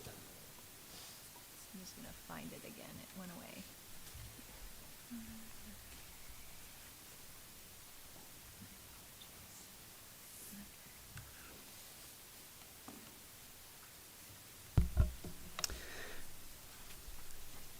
Erica, while you're getting that set up, maybe I will just draw our attention to the IHBA policy itself, and just talk us through a little bit of what we're recommending to change there. So if you look at, and whenever you want to interrupt me, let's just interrupt. Now we're going to have a LAU plan, which is better than me Well done talking. there with the time maintenance. Okay, so Jill is back here with me because this has really been a team effort. We have two other colleagues, Lynn and Lana, who have also contributed their body of expertise to arriving at an agreement on what is a LAU plan that both reflects our practices and complies with all of the legal requirements, the guidance from the state of Maine, best practices, and lessons learned from other districts who have had some of their practices tested. So also contributing to this presentation, Justin Carey from Drummond Woodsum, and again, some of you had met April Perkins, who is the former state director for multilingual services and is currently a multilingual director in a district. So has seen almost the entire state's LAU plans. So great human resources. So the four of us, as well as Justin and April. Okay, so the first question is, what is a LAU plan? And we will get into that slide by slide. Why is the LAU plan important? What are we updating in our LAU plan? And then updating our LAU plan will do this. What is updated in the LAU plan, and then what do we need to do next? Okay, so a LAU plan offers us a roadmap as a district for programming that describes how we meet federal and state civil rights requirements with regard to students who are still acquiring English language. Lau refers to this case, Lau versus Nichols, which was a landmark Supreme Court case confirming the school's obligation to ensure that multilingual learners learn English and obtain equitable access to curriculum. And that equitable access is where the testing has happened, testing as to whether equitable access has been delivered. It's important because it fulfills the requirement that we have in our policy, which was referred to briefly there before we started this presentation. And that policy, IHBEA, refers to programming for English learners. It provides clarity and consistency in terms of the policy and programming across all of the schools. So it's how we operationalize our recommendations across all schools, grade levels, and developmental ranges, both from a language perspective and an age. It serves as a public-facing document, so the document, our Lau document, is intended to offer information for every stakeholder and offer that information in a transparent way. Updating our Lau plan provides alignment with federal and state policy. It ensures our information is accurate and up to date, and it fulfills our civil rights obligations.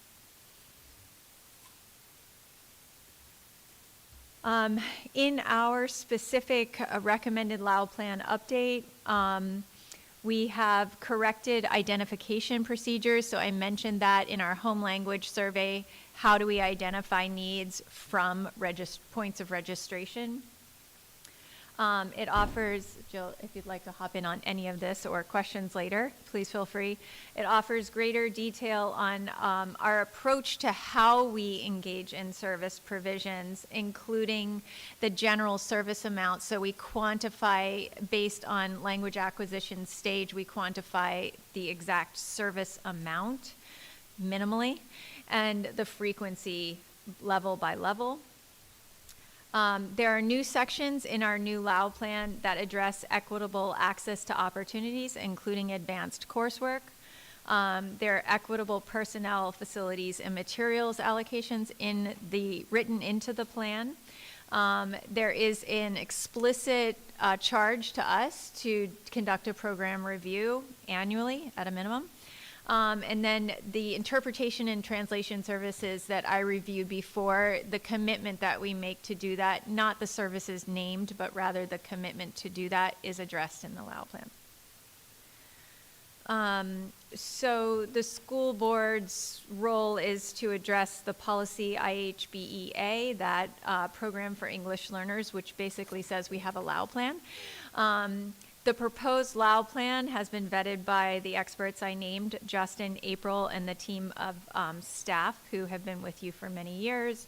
It's been reviewed, modified. We've been working on this since June. We've been really leaning into this for many months. And then recommended for adoption. There is installed in this proposal an annual review of the Lau plans. We'll never get behind on it. It would be addressed annually. My office would lead that work, and then I would be collaborating with the multilingual teaching team to ensure that the information and charge set out in the plan is accurate and meaningful for our learners and reflects our needs and our service structures and constructs. So happy to take any questions you have about the Lau plan. The plan itself, I think we decided not to present the plan itself, but rather to give an overview They have of it. Yes. Yeah. Not in the slide deck. Not in the Yeah. slide deck. Yeah. Yeah, so I think just for sake of organizational clarity, this is sort of the time where the board will ask any questions of Erica and Jill about this thing called the Lau plan, why we have it, and any changes that we've made to it. We're not currently talking about the draft itself.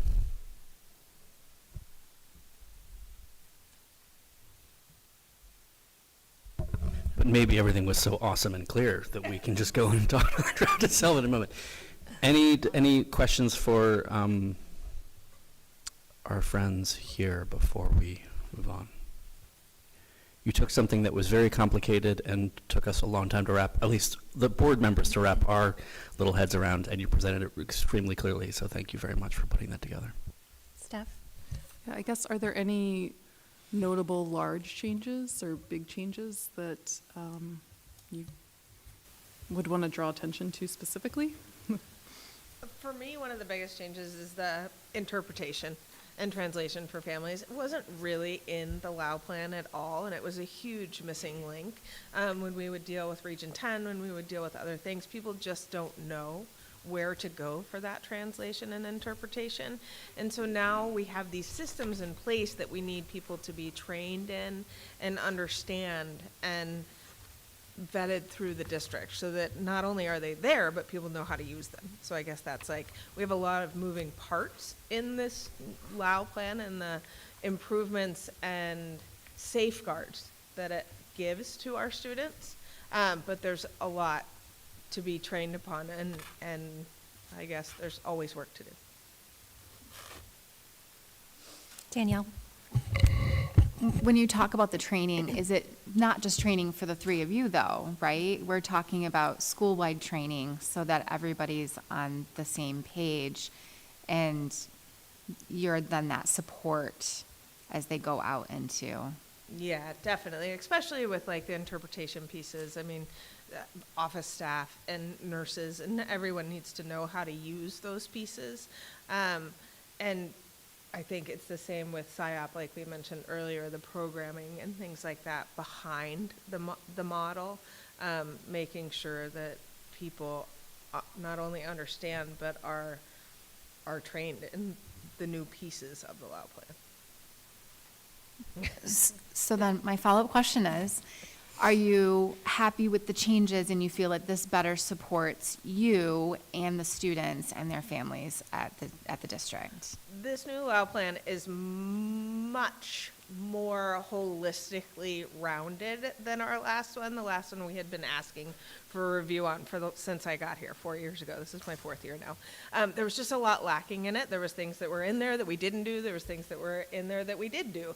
And so I really feel like this protects our multilingual students greatly, and protects their families and their stake in the community that they have as a whole. Valerie?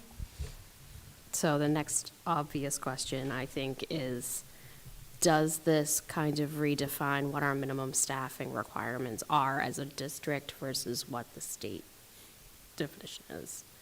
Because that was something that we already tonight, as a definition, have bumped up against of we're overstaffed, but we're not overstaffed because I'm going to take a stab at that. Okay. It doesn't so much touch on our minimum staffing. It does lay out, for example, if you have a student who gets this certain score on the language acquisition test that they all have to take, what the guidelines are for how much service that student should get, based on the students that we have, where they are, the number of staff we have, we have plenty of coverage for that. There is flexibility with that too. We don't have to do it exactly the same way that the LAU plan suggests. We can take it on a student by student basis and be adaptive to what those kids need. In which case we have really great flexible teachers who can be creative and responsive. What it does, to me, the important parts are, it tells us how we have to screen everybody and make sure that right from the get-go, when a kid is enrolled in school, we're looking to see if they might need English language support. And then it gives us those guidelines for how much service they should get. And it then tells us, it has provisions to the effect that we can't conflate special ed and English language use. You can't say, which is a common problem in many school districts. We also can't limit kids who intellectually and cognitively are ready for really advanced coursework just because their English isn't where our English instruction is. We couldn't take a kid from Columbia who came in with advanced coursework background who's ready for AP Bio and tell him you can't take AP Bio because your English isn't. We'd have to provide the English language support. It's a lot of things like that's where it nails down our commitment, and the translation and interpretation services so that we can actually speak to those kids and their families. And some other ways that shows up is like medical forms, cafeteria, how do you translate pigs in a blanket? That's an actual example from a school where I taught, and unfortunately a school with a child with religious restrictions walked into violating his religious restrictions because how do you translate pigs in a blanket? So it sets us up much better to meet those needs. Thank you. Yeah. Thank you both for your diligent work on this. It's really great. Okay. Yeah. So I think if I'm understanding the organization of the evening, now perhaps, Superintendent, you might go through the overview of the law changes that we will in a moment then look at when we actually make the motion to then look at the first read, if I'm understanding that process correctly. Is that true? Sure. Well, with respect to this program, MLL, it's not a law change. No, I know. Yeah. I'm transitioning away from that, but We're teeing up the next. I'm teeing up the next thing, to try to adapt on the fly here to the world. So I suppose it is possible that when we actually make the motion to discuss the policy, we might have some more questions for our friends, Erica and Jill, but I think that's just the way things are going to work.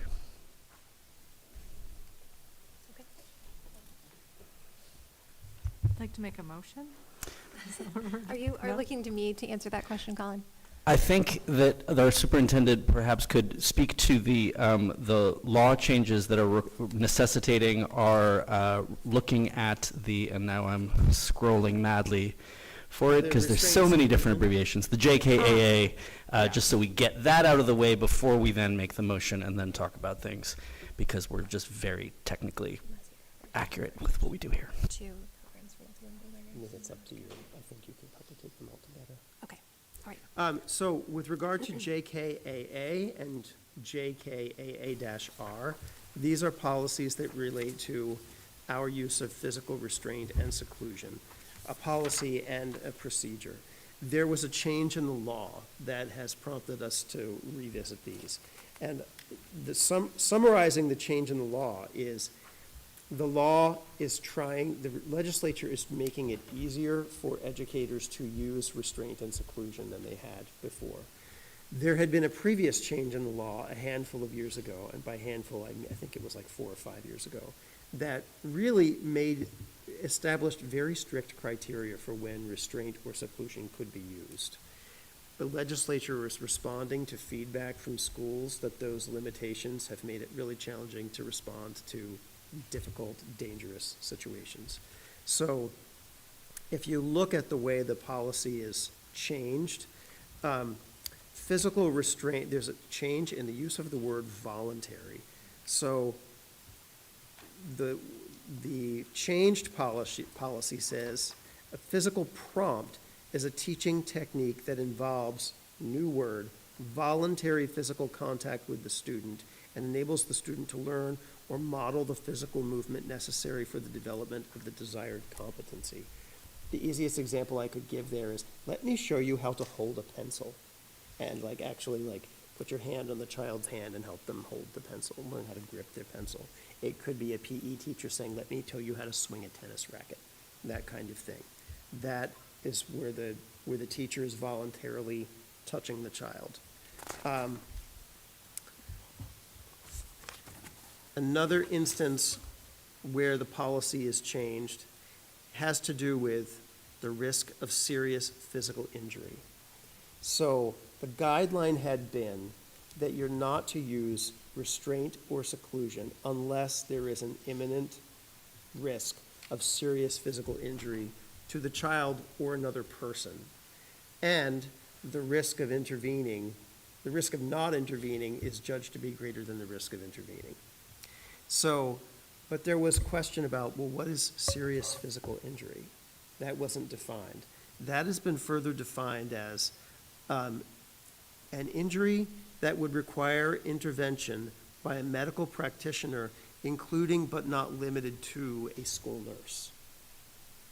Whereas previously, it was an emergency room visit.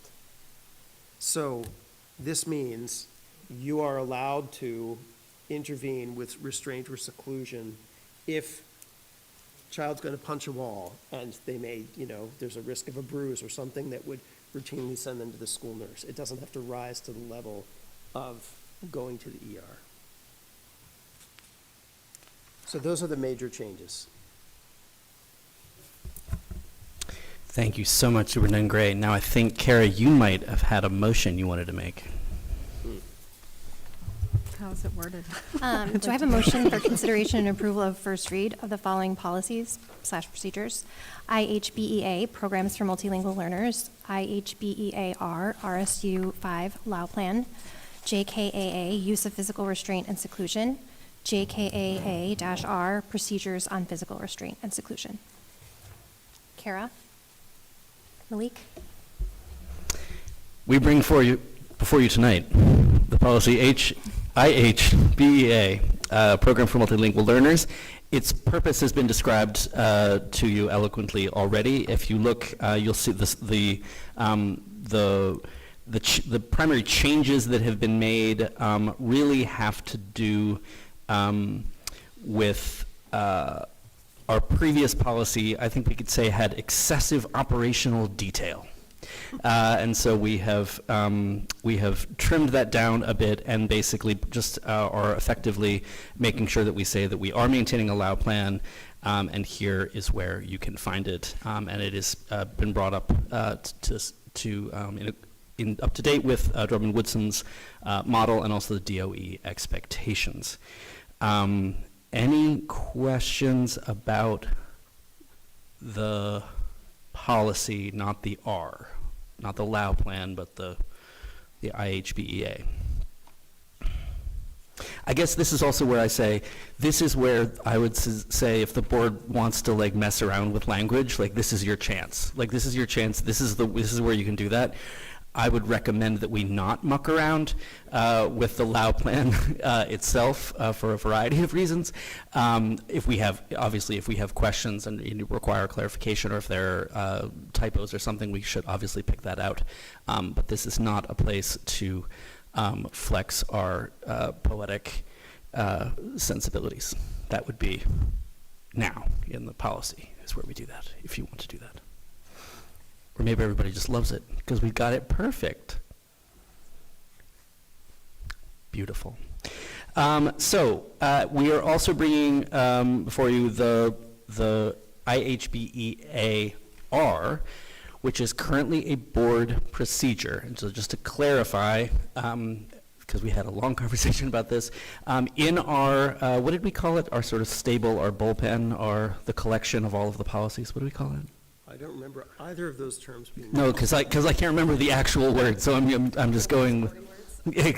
Exactly. Go Sox. On our website, where we store all of our information about our policies, you will see our policies listed, and then also when there are associated board procedures, that has a little R next to it. Anything that is on that page that has a little R next to it is treated with the same process as a board policy. So it goes through a first and second read and requires board approval. What we are recommending tonight is that we're recommending that we remove IHBEA-R from being a board policy procedure, and it will continue to exist as administrative procedure, but it will not be subject going forward to the same board review process. Can I clarify that? Please. So, there are some administrative procedures that the board can choose to endorse or not. If the board endorses a procedure, it doesn't mean it becomes a policy, but it does mean that I can't just, by fiat, change the procedure. It would have to come back to the board. So what Colin is saying is that with the LAO plan, it will still remain a procedure, will be housed on the website, it's on the policy page, and if you look on the right-hand side of that page, there's a whole list of procedures that actually the board has endorsed.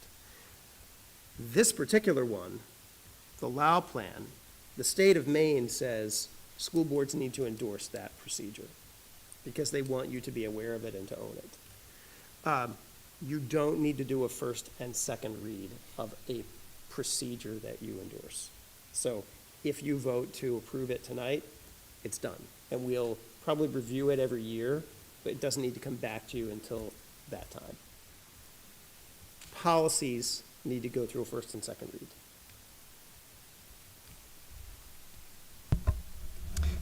Yeah, I think just for context, as you may remember, back when we had to, because of the court ruling, we had to change our Title IX, change documentation for Title IX, and that was relevant both to policies and to procedures. So that was language where, again, we had to make sure that those were changed in both of those places. So that's sort of an example of what that would be.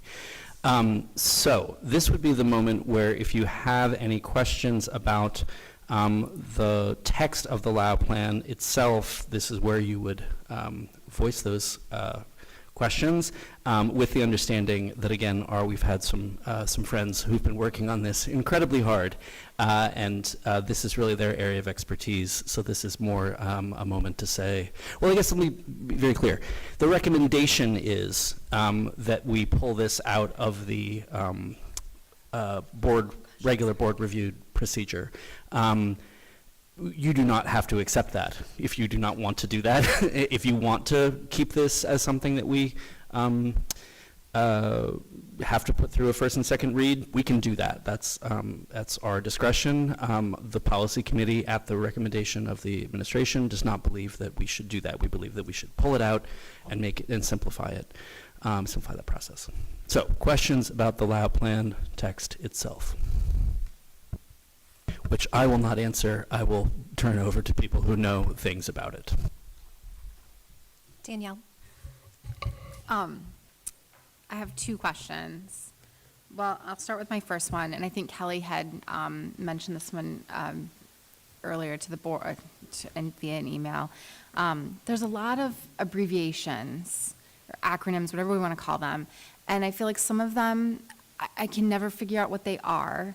So I don't know, do we need to have like a little glossary of terms so that everybody knows what they are? Because there's a lot of them. So that's my first question. Would that be helpful or something that we could add so that, when we are looking at it, we kind of understand it? I half joked with Jill on the way in that when I read this, I'm completely confused about what has happened. And English is my first language, and so I get a little anxious that this could be really confusing and complex for people that don't speak English as their first language, even translating it with all those abbreviations. So. Yeah, just on that, Danielle, thank you for flagging that, and Kelly, thank you for your original note on that. I think an example would be on the second page. We have MLL service values statement. Though I think we can say that MLL so far in the document has not been defined.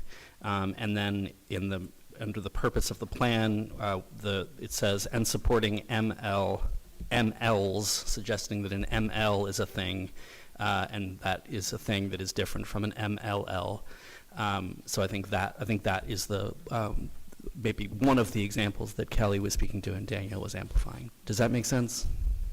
Certainly, and we could go through and create a legend, or we could spell out at the every first instance where this acronym creation occurs. I think that was the intention, and maybe it got lost in some editing because you'll see it with like MTSS is spelled out the first time it appears. So also, if it appears early in the document and then later in the document, maybe the reader might not remember. So it does seem to benefit to just spell it out, perhaps even every time. but we're happy to take guidance on that. And certainly, we're intending that this be accessible for our stakeholders, so that they know how to leverage their rights and what their rights are. Yeah, that sounds great. And I think that part of it is just a consistency. I think I am now putting it together a little late in the game, that multilingual is considered one word. So an MLL service value statement, like that first L should not be there, because actually it's a lowercase l. So I think that's the kind of thing I think that we're referring to, just to sort of make sure that that's clear, so that someone's not, unless I'm missing something. Those are the same thing, right? Okay, cool. Yeah, just to piggyback on that, I think later in the document, it seems like we're using a different term to refer to the same thing. Now we're referring to them as ELLs. That should not Or be EL, there. see, somewhere else? ESOL instead of MLL. Yeah, page 4 in paragraph Yeah. paragraph 3, second line of Or- that and paragraph, also- access for ELL's assessment. And also in the first paragraph, Oh, yeah, ESOL. good. Oh, yeah, Should we ESOL, still right. use that term? So ESOL is how the state describes the services, which is a complication provided to us by the state. And if they were to reference where their rights are or what it means in the context of their Learner's Day, this ESOL language is unfortunately a sort of parallel way of explaining the same thing, but the state has not officially transitioned to MLL in all of its own language. So that does offer us some. Yeah, so I think I might say that to Daniel's request, I think that maybe adding a page that just clarifies and cross-references those things, so that, that just provides a key for that. I don't think it would substantively change anything that you're actually saying we do or need to do. Would that work, Danielle and Kelly? If the board would like to, if the board would like to approve it as it is, we can certainly add that piece. Yeah, I guess I would say I would feel comfortable if you were open to doing that. We wouldn't need to see that again. I would say if the conversation goes on and there's other things that we have questions about, that might be a different question. But I think this is the sort of thing where I would feel comfortable suggesting we can approve it if that is put in. Danielle had another thing. My other question was, I'm kind of assuming this, but the stuff that's highlighted in purple, is that going to be something like you click on to get more information? Those are going to be links within the plan itself to further, okay. They do go to the web, and Okay. sometimes they're referencing case law and other documents. Yeah. I And printed out some of those things. I don't know if you would be interested in them. I have a couple of them, just because as I was reading through it, I was looking at all the parts and pieces. So they're all there. check. I might suggest maybe as a footer some of the acronym explanations, because there are reoccurring events across multiple pages, and waiting to put a legend at the end of the document, the opportunity to understand might be forgotten or missed. So perhaps a footer. Yeah, I think, this is, again, where this is now, again, no longer a board, or would no longer be a board procedure, but I think what we've done historically in a lot of our documents is that early in the document put a defining terms, so like a section 0 before section 1, that might be a place to put it, to your point, of like having it happen early, not late. Yeah.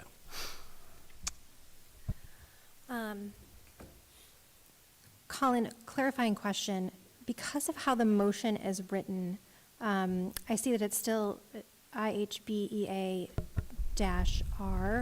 Will it still have that lettering, like that label? And, okay, and is this vote the way that, I'm assuming the way that the motion is written, then that, as you described, will make this no longer a board procedure, but when we are voting on this, this is going to be approving this as a procedure. as you and Tom outlined, correct? So that's what we have. So what we have here isn't approval of a board procedure. It's approval of changing to a non-board Yeah, procedure. and I will, approving it. and I will own, I'm the minority report on this one. I will just say I don't like it remaining as an R. I think it's confusing because in 5 years, when I'm not going to be here, hopefully Tom will be here, but like 15 years from now, this is going to live as an R, and that board and that superintendent and that assistant superintendent is not going to know that it has to go through a different review cycle. It has to. My point is that the RSU 5 board has a procedure for reviewing everything that is on that page, and that is what we will continue to do, with what we have done, and we will continue to do.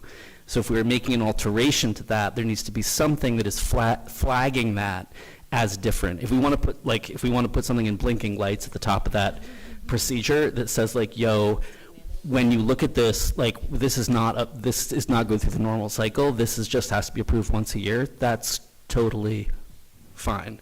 But I think just, we have to be conscious of the people down the pike, that we're not confusing them, because there are people 15 years ago that have confused the hell out of us by not flagging those things.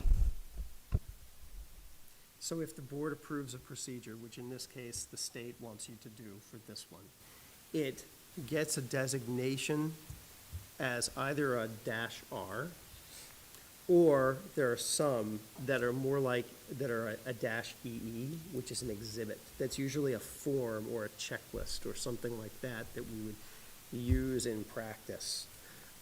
So like the bullying procedure or the harassment procedure, an R does not, it's not usually a form that you would actually fill in. An E is a form that you would actually fill in.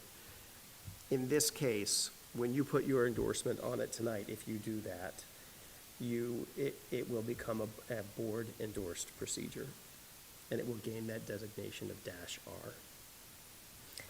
And our vote will also be that we are agreeing that will no longer be a board procedure, but it will be a board-approved procedure from now going forward. Board-approved administrative procedure. Administrative procedure, okay. So when we vote, that will also be agreeing to that. Yes. Okay. Kara? And the only difference really is that there's not a second read. There's not, Is that right? that is really the only difference. Is that the board is still reviewing it and possibly making suggestions for edits. Sure. But it doesn't come back to us for us to say, thank you for making those edits. I have no other edits, or here we have more edits. Correct. I think I would amend that, actually. I think going forward, it would be a different process because it would not be something brought through the policy committee. So I think it would be something that, for example, I think, Erica, we talked about doing this in like June or something, like. The annual board retreat. Oh, sorry, the annual board retreat, so it'll be August. So it would not be something that is on the agenda as being something that the policy committee is working on, the policy committee is bringing forward for board approval. It's something that would be its own line item that Erica will be bringing forward to say, we're doing our annual review of this, can we have approval? And we say yay, nay, or here's some questions. And that's a change in the review schedule then too, because. And that is a change in review schedule as well, yeah. Okay. Okay, thank you for the clarification. Other questions about this policy or the physical restraint and seclusion policies before we vote? Let's finish this before we go to the physical. Are we done with this? No, that's what I'm saying. Okay. If we are done with this, I think- then we can move on, but let's just make sure we're done with this. Do we have any more thoughts about IHBA or the LAU plan itself, or can we let Jill go home? Maybe she wants to see the vote? The Valerie. vote will be fun. Don't I can watch it. you can watch it on video. So I just have a She's like, no, I clarification don't. question. I come from a science realm where these are two very different things. Is one a policy and one is a procedure, or they're both policies? One will be a policy. The first one's a policy, the R is a procedure. Correct. Okay. I mean, the procedure is, how do we carry out the policy?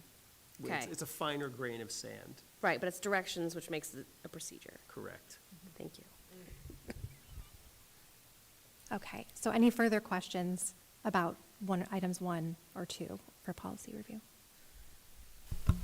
Y'all did a hell of a thing. It's great. Great plan. Well done. Thank you so much, Jill, and thank you to your colleagues as well, and Erica for all of your hard work on this. Questions about the physical restraint and seclusion policy or procedure? Right. So Superintendent Gray walked us through the rationale for why we are bringing this before you. It's a law change, and I really appreciate you walking us through kind of how this plays out, both in terms of how it impacts our students and how it impacts our staff. Those are the only changes, I think, other than some little style changes. For example, RSU number 5. It's just keeping with our. But otherwise, it's just changes for the law, which again, generally are not something that we want to mess with.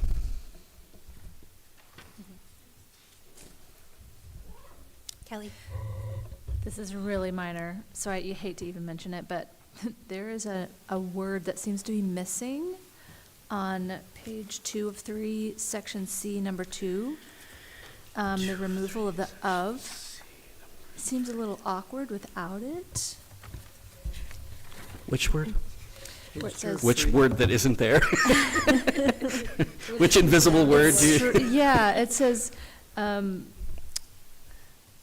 independent of staff using physical force for the purpose, and then of is struck out, overcoming a student's resistance.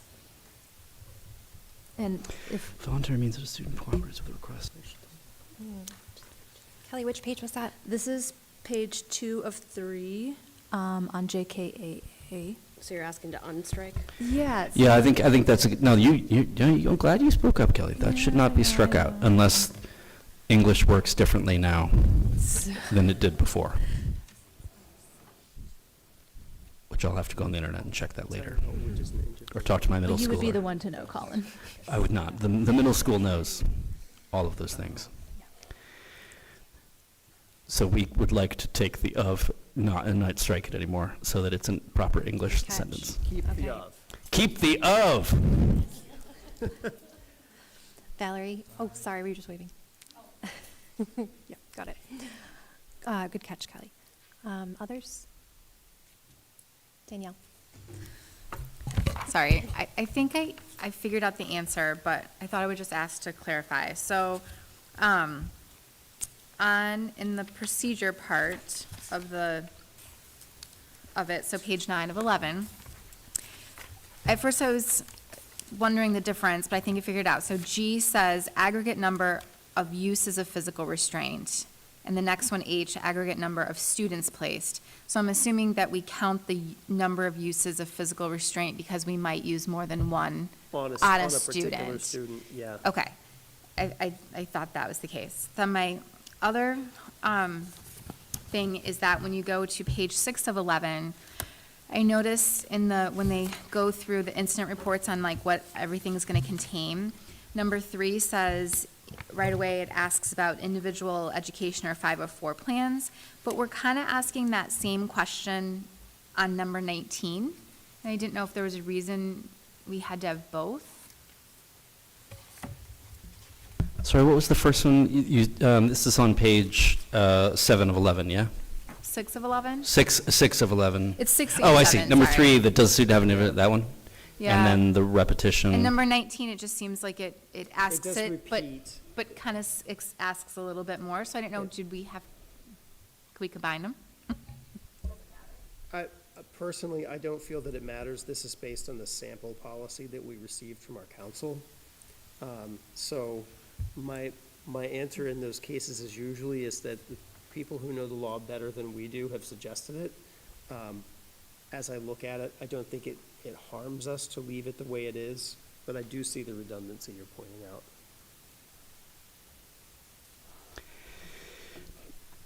Yeah, I think I'm agnostic on it. I mean, I think functionally, if you're someone who needs to use this document, you find the information that you need. Like, is there that redundancy? Yes, but I think I'd agree with Superintendent Gray that we just leave that as is for the moment.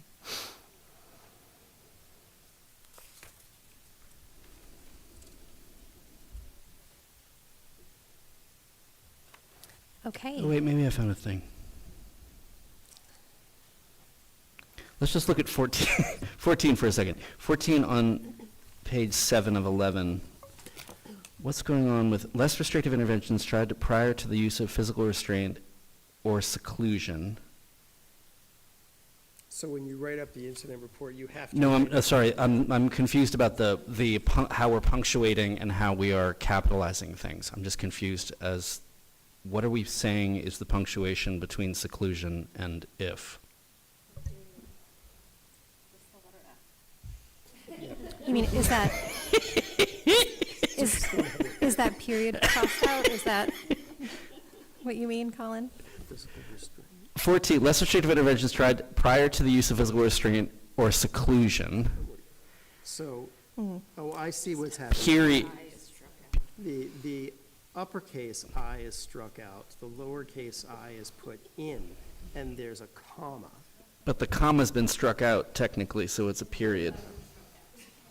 And Or wouldn't no, I we got want that that wrong. word? I'm sorry. The word "and" with the comma is struck out. Period is put in its place. Lowercase I is struck out. Uppercase I is bolded and underlined, which just means that what is intended is there's a period after word seclusion, and then an uppercase, if, none used, comma, explain why. Groovy. That's fine. That sounds great. Everybody got that? But I just had a moment where my brain was imploding. And Okay. this is a good opportunity for me to praise Ginny McManus for all of her endless work and doing all Yes. this striking out and underlining. Yes, Jenny, this is just a moment where you remember you, the Jenny. flowers that I brought you, with the other ways that I know you. Just remember those. Anything else? Okay. We have a motion on the floor. All those in favor? None opposed. Thank you so much. Erica, did you get the motion and the second? Okay. Thank you. Okay, no unfinished business tonight, new business. So let's get a motion on the floor. Do I have a motion for consideration and approval to expend up to $55,000 from capital reserves for the building automation system upgrades at Durham Community School? Kelly, Valerie? And I will ask Kelly if she could speak to these. That would be great. Sure, I briefly mentioned this in my first presentation this evening. Director Reynolds was contacted by Main Controls, who is the company that handles our building automation maintenance contract. And he was notified that and I'm going to read an excerpt from the email. The current building automation platform is failing, which is causing control issues within the building. He's referring to the platform. It is no longer supported by the manufacturer. And so this proposal, that's where the piece I'm pulling out of the email ends. What I wanted to mention is that within phase 2 of the energy audit that was presented initially as like the 4 phases, the 4-phased project. Phase 2, so this year we did the middle school and the high school with building automation. Durham Community School was scheduled for the second phase of the energy audit. So this was identified that it was a need. We had hoped it would last till phase 2, but what we've discovered is that it is not going to last until we can complete phase 2. So what we're asking for here is to accelerate them and actually get that project done this year and utilize capital reserve money versus having it run through the energy audit.